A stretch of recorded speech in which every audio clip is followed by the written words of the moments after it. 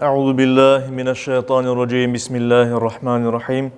Elhamdülillahi rabbil alamin ve salatu vesselam ala rasulina Muhammed ve ala alihi ve ashabihi ecmaîn. Amma ba'd. Selamun aleyküm saygılı cemaat-i muslimin. Allahu Teala bu mübarek cuma gününde yapılacak dualarımızı, ibadetlerimizi en güzel şekilde kabul ve makbul eylesin inşallah. Vakit pek tez akıp geçe. Çünkü buna yakında biz sanki yanı hicri yılga kirgen edik. 1446 senesinde kirgen edik. Endi Muharrem ayının sonuna aman kelemiz. Çünkü bugün Muharrem ayının 27'si. Muharrem ayı da haram aylardan, yani hürmet etilgen, mukaddes, aziz, faziletli aylardan biridir. İşte biz geçken vaazlarımızda olgan mevzunu devam etemiz. Nuh aleyhisselam hakkında biz anlatkan edik. Dedik ki Nuh aleyhisselam büyük peygamberlerden biri olup 50 yaşlarında başladı öz halkını, insanlarını doğru yolga çağırmağa. 50 yaşından başla 1000 yaşına kadar, 1000 yılına kadar, yani aman Kur'an-ı Kerim'de anılganına göre 950 yıl insanların doğru yolga çağıraydı. Ama pek az insan bir Allah'a dinini kabul etti, bir Allah'a inandı, doğru yolga kayıttı. Ve birinci yıllarda iman etken kimselerden sonra başkaları asıl da iman edilir. Hatta onun oğullarında var idi, balları var idi ve rivayetke göre oğullarından çokusu onun dinindeydi, babasının yolundaydılar ama oğullarından birisi Kenan adında iman etmegen idi ve daha sonra helak olacak idi. İşte halkının bir kısmı insanlar, endi belki de çokusu böyle aytayık, her türlü eziyet yapaydılar Nuh aleyhisselam'a, her türlü ayak çalaydılar, uraydılar, döge edilir, her şey yapaydılar. Üstünden kule edilir vesaire. Ve özleri inanmaganı gibi onlardan sonra gelecek nesillerge ballarına vasiyet etediler. Sakın Nuh'a inanmanız, onun yolundan ketmeyiniz deyip vasiyet etip böylece bu dünyadan keteydiler ve böylece nesiller avuşaydı, yıllar geçeydi, 1000 yıl geçti aman. İnsanlar ise inanmaya kaldı, artık inanmaydılar. Nihayet işin sonunda Nuh Aleyhisselam'ın halkı indi ozu bu aldan bezdi ve Nuh Aleyhisselam'a ayettiler. Indi sen bizge o aytasın azap gelecek, Allah bizni cezalayacak. Koster bizge o azapını deyip özleri azap çağırmaya başladılar öz üstlerine. Ve Kur'an-ı Kerim'de bir konstatasiya oldu. Yani Allah-u Teala bunu belgiledi ki böyle ayette. Estaizu billah. Ennehu la yu'mina min kavmike illa man kad aman. Bundan evvel kim iman etken olsa iman etti. Bundan sonra senin halkından ey Nuh başka bir kimse iman edecek değil, iman etmeyecek. Belli oldu. Ve bundan sonra demek Allah'ın azabı hak oldu, gelecek yedi mutlak elbet. Ve birinci haber olarak Nuh aleyhisselam da ayetkanı gibi yağmurlar kesildi, sular çekildi. 40 yıl devamında yağmur yağmadı. Şu insanların işte balları doğmaya kaldı. Bereketleri yok oldu gitti. Hayvanları telef oldu, yok oldu. Çünkü etrafta ot osmeydi. Açları, suları eksildi, aç kaldılar. Nuh Aleyhisselam'ın yanına gelip ondan yardım istediler. Ey Nuh sen bizge yardım et. Çünkü Nuh Aleyhisselam bütün peygamberler gibi mucize gösteriydi. Allah-u Teala peygamberlerin dualarını kabul eteydi. Ama insanlar mucize olganını koruyediler ama bir Allah'a ve Nuh'un Allah'ın peygamberi olganına inanmayediler. Onun özünden bir şeyler yapa deyip düşüneyediler. Ve yanına gelip soradılar.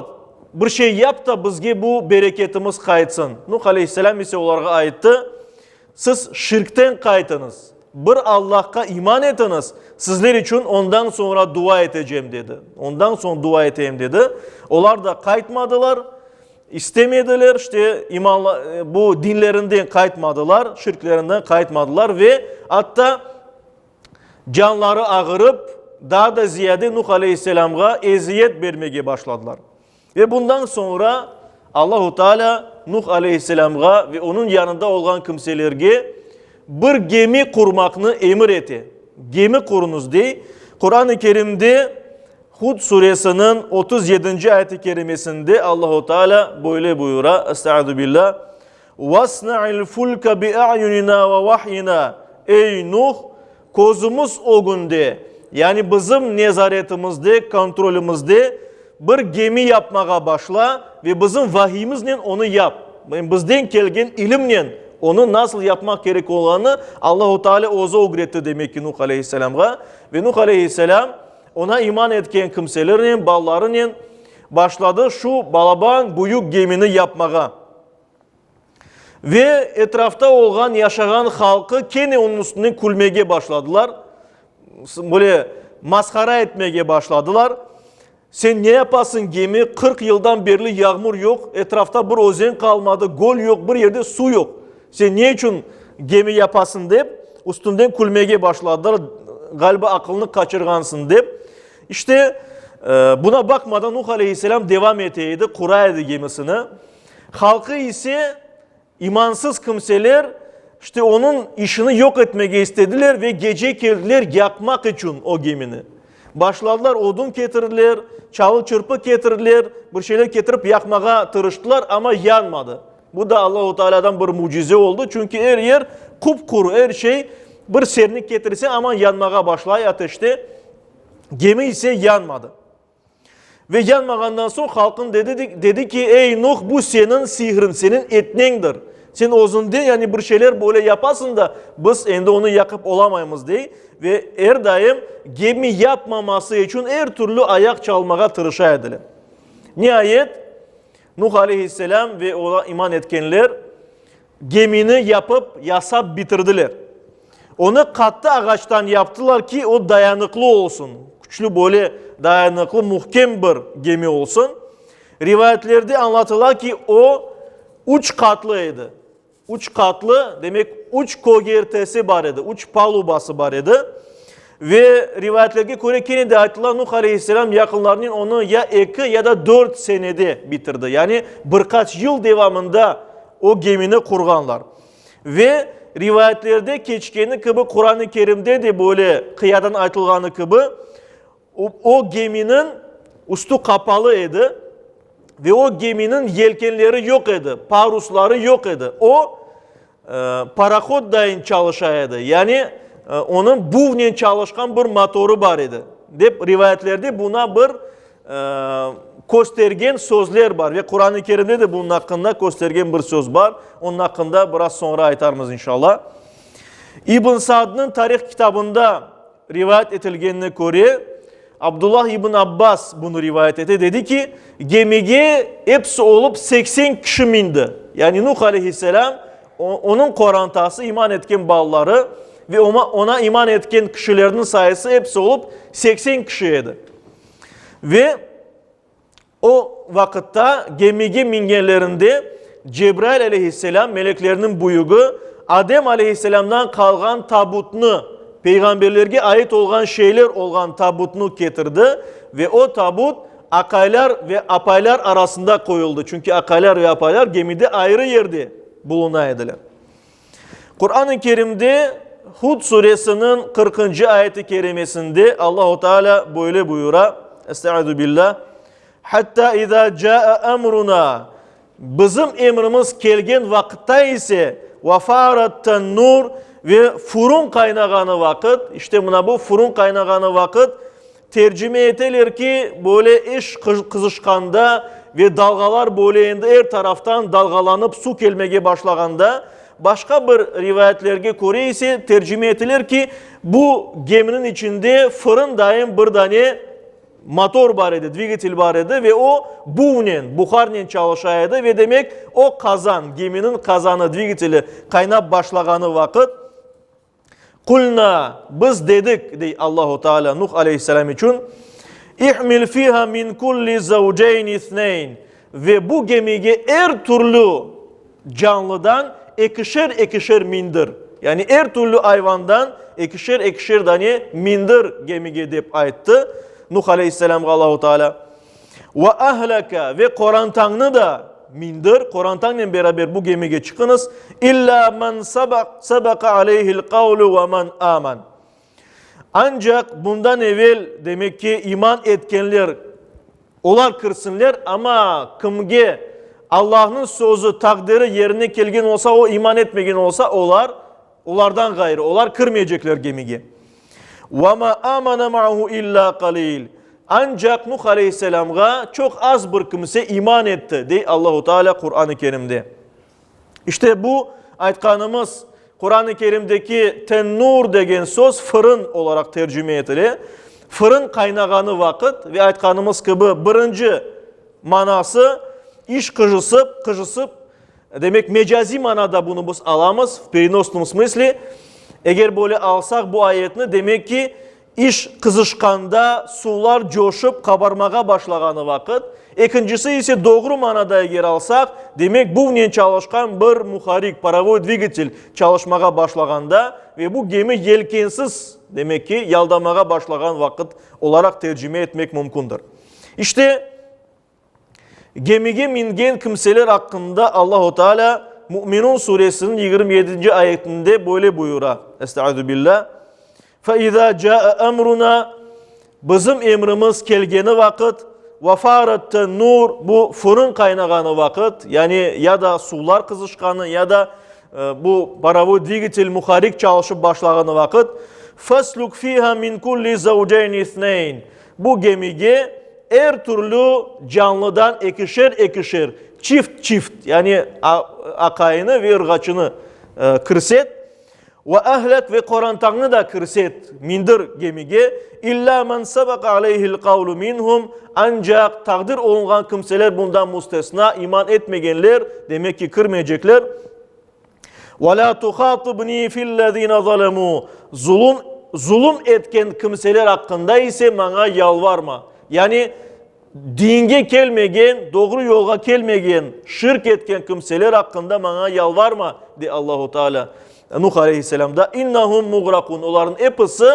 suda boğulacak deyin. Yani bu Allahu Teala'dan takdir etilgen bir şey. Ve bu ayetlerde de iki ayette de bildirilgeni gibi Allahu Teala'nın emrine Nuh Aleyhisselam her türlü hayvandan çift gemiye de aldı. Hayvanların hepsi mi değil rivayetlerde bunun hakkında farklı şeyler aytıla. Şimdi biz onu tam olarak elbette bilmeyiz. İşte hazırlıklar tamamlandı. Her şey hazır oldu. Bütün hayvanlarını topladılar. İnsanlar da mindi. Gerek olan aşağı toplanıldı. Herkes gemide toplangandan son tufanın alametleri peyda olmaya başladı. Tufan degenimiz yani su baskını.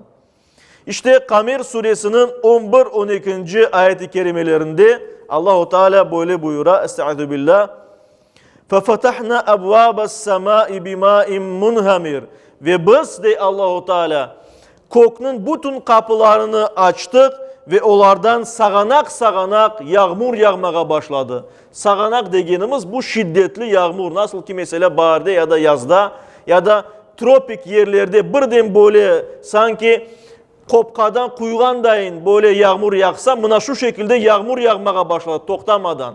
Biz kimerde kolemiz mesela şehrimizde de bile Ahmet'te ya da başka şehirlerde birden bir sağanak yağmur yağış etip yağıp ala bir 10 dakika 15 dakika her taraf su tola ve yollar üstünde sanki ozenler akmaya başlay 10 santimetre 20 santimetre bazı yerlerde daha ziyade su aka. Bir tasavvur etiniz ki 15 dakika 20 dakika değil de kunler devamında toktamadan buna böyle yağmur yağmaya başladı. Kur'an-ı Kerim'de de buyurulganı üzere ve devamında buyrula وَفَجَّرْنَا الْاَرْضَ عُيُونًا ve yerini de çokrak ettik. Yani yerinin içinden de böyle çokraklar açıldı. Sadece kokten değil yerden de su çıkmaya, fışkırmaya başladı. فَأَلْقَ الْمَاءُ عَلَى اَمْرٍ قَدْ قُدِيرٍ ve su her taraftan her yerini basmaya başladı. Çünkü Allahu Teala böyle takdir etti. Yani demek ki 40 yıl yağmur yağmaydı, her yer kupkuruydu ama birden hem kokten sağanak yağmur hem yer içinden açıldı kozlar başladı su çıkmaya. Ve bilgenimiz gibi Nuh Aleyhisselam'ın oğullarından biri Kenan adındakisi inanmadı, iman etmedi ve gemiye de minmedi. Çünkü babasına inanmaydı elbet. Babasının aklını kaçırganını düşünüyordu ama su gelmeye başlagandan sonra kene gurur etti. Yani buna bakmadan haksız olganını kabul etmeyi istemedi. Çünkü gururluydu. Nuh Aleyhisselam ona çok nasihat etti ama o nasihat faydalar vermedi. Hud suresinde devamında anlatılan 42-43. ayetlerinde Estaizu billah ve nada Nuhun ibnehu ve Nuh Aleyhisselam oğluna seslendi. Kışırdı ona, seslendi. Ve kana fi ma'zil. O da gemiden uzak bir yerde olganı aldı. Nuh Aleyhisselam ona kışırdı, seslendi. Ya buneyye, oğlançığım, irkib ma'ana, bizden beraber gemiye min, bizden beraber gemiye min de kurtul. Ve la takum ma'al kafirin, kafirlerle beraber olma, imansızlarla beraber olma. Son kere böyle nasihat etti uzaktan olsa da. Kale, oğlu da böyle ayetti. Sa'avi ila cebelin ya'simuni minel ma'a. Ben bir dağa çıkarım da andan sudan korçalanırım dedi. Yani sizinle beraber varmayacağım dedi. Ve Nuh Aleyhisselam ise ayetti. Kale, la asimel yevme min emrillahi illa men rahim. Bugün bundan sonra Allah merhamet etkeninden gayrı Allah'ın emrine karşı bir kimse seni sığındıramaz. Bir dağda da bir yerde de korçalanıp olalmazsın. Yani Allah sadece kimini kurtarmaya istese onlar kurtulacak. İşte nasihatı fayda vermeyince, bu seslenme fayda vermeyince Nuh Aleyhisselam oğlu için Allah'a dua etti, yalvardı. Şu şekilde Kur'an-ı Kerim'de buyurula, yani iman etmeyen kafir bir kimse düşmanı olsa da babasının, bu onun oğluydu elbet ve o yüreğinde oğluna merhamet duyaydı, oğlunun kurtulmasını isteyedi Nuh Aleyhisselam. Ve 45. ayette Hud suresinde Nuh Aleyhisselam böyle buyurdu. وَنَادَى نُوحٌ رَبَّهُ Nuh Aleyhisselam Rabbine böyle nida etti, böyle seslendi. فَقَالَ böyle etti. Rabbi, ey Rabbim, inna bni min ahli, şüphesiz bu benim oğlum, benim korantamdan. Ve inna va'dake el hakku, senin bergen sözün hakikattır. Yani sen tufan gelecek deyip aytkandan sonra bu elbette böyle olacak. Ve ente ahkemul hakimin, sen hikmet sahiplerinin hikmetlisisin. Her şeyini hayırlısını bilgensin deyip buyurdu. Yani doğrudan oğlu için dua etmedi ama Allahu Teala'ya seslendi, dedi ki sen merhametlisin ya Rabbi. Senin bergen sözün yerine, vaden yerine gelecek elbet ama bu da benim oğlum dedi. Şu şekilde dedi. Ve bu da Nuh Aleyhisselam'ın hatası oldu. İstemeden bu hatanı yaptı. Çünkü duygularına böyle verildi. Biz bilgenimiz gibi peygamberler istep hata yapmaylar, günah yapmaylar. Peygamberler günahsızdır. Yani duygularına kapılıp böyle farkına varmadan böyle seslendi. Çünkü içinden yüreği acıydı Nuh Aleyhisselam'ın. Ama Allahu Teala bundan evvel ayet-i kerimede ayetkan idi ki zalimler için dua etmek yasaktır dedi. Dinge kırmayan kimseler için dua etmeyeceksin, etmemek gerek deyip emir etti, yasak etti Kur'an-ı Kerim'de. Ve buna göre de Allahu Teala kendi daha bir kere Nuh Aleyhisselam'ı doğruladı, onu tenbihledi. Hud suresinin 46. ayetinde böyle etti. Kale, Allahu Teala ayetti. Ya Nuh, ey Nuh, innehu leyse min ahlik. O senin korantandan değildir. Çünkü o doğru dine gelmeden senin korantandan ağzını çıkardı. İnnehu amelun gayru salih. Bu senin yapkan duan, bu doğru bir hareket değildir. Nuh Aleyhisselam'a. فَلَا تَسْأَلْنِي مَا لَيْسَ لَكَ بِهِ ilm. Senin bilgin olmayan şeyini menden isteme. Çünkü Allahu Teala zaten hayırlısını yapar ve ondan hayırlısının daha da hayırlısını yapmak bu manasızdır, mantıksızdır. Ona göre de Allahu Teala diyor ki senin bunun hakkında bilgin yok. Nedir hayırlı, nedir hayırlı değil. Ona göre bilmediğin şeyin hakkında beni sorama. İnni a'iduke en tekuna minel cahilin. seni tembeleyim ki cahillerden, yani farkına varmagan kimselerden olma. Bilip durup düşünüp laf et. Yani duygularını yen, ona sahip ol dedi. Ve Nuh Aleyhisselam ebed hatasını anladı ve buna göre de Allah'tan bağışlaf diledi. İnşallah gelecek vaazlarımızda onun hakkında laf etermiz ve bizim vaazımızı Nuh Aleyhisselam'ın tufan kıssasının hakkında laf etmeye devam etermiz, anlatırmız. Yüce Rabbimiz ise her birimizge bu anlatkanlarımızdan Kur'an-ı Kerim'in ayetlerinden hikmet toplamağa, Kur'an-ı Kerim'e göre, Peygamberimizin sünnetine göre yaşamağa, Müslüman olarak yaşayıp, Müslüman olarak son nefesimizni vermeye, cümlemizge, yakınlarımızla beraber nasip eylesin. Amin.